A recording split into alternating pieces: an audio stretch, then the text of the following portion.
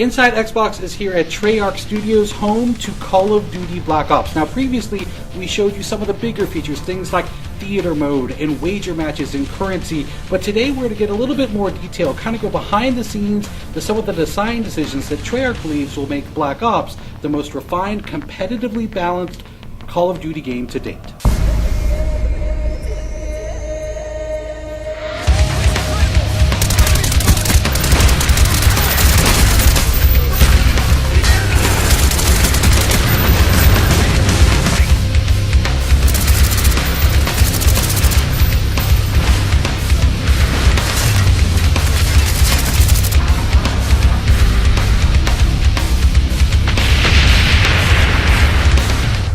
One of the great things about having such a large community of players playing our game is that it isn't very difficult for us to hear when fans do not like something about our game or they do like something about our game. All we have to do is listen, and we are listening.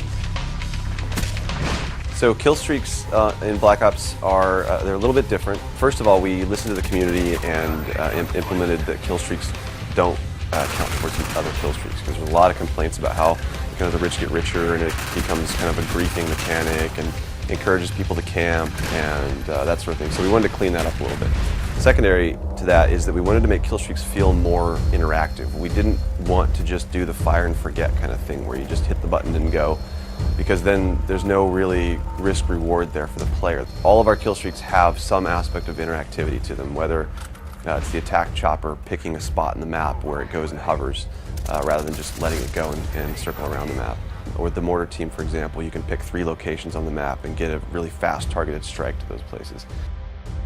So the perk design philosophy is we want every perk to feel like it supports a specific gameplay style. So we want to kind of beef up this characterization of, if I select a perk, this represents me and how I play the game. So for example, we have a perk called Hacker. Hacker is similar to some of the perks in previous Call of Duty games where they let you see enemy deployed equipment in the world. The difference with Hacker is that you actually can go up to enemy equipment now and hack it so that it turns to your team, and the guy who owns that piece of equipment won't know that you've done that. One of the big changes that we're making in Black Ops multiplayer is that your perk 1 slot is what determines what your character model is. For example, Flak Jacket is one of them. Flak Jacket decreases explosive damage, so the character model is all beefed up. He's kind of, inspired by that bomb diffuser kind of guy with padding and extra elbow pads and knee pads and helmet.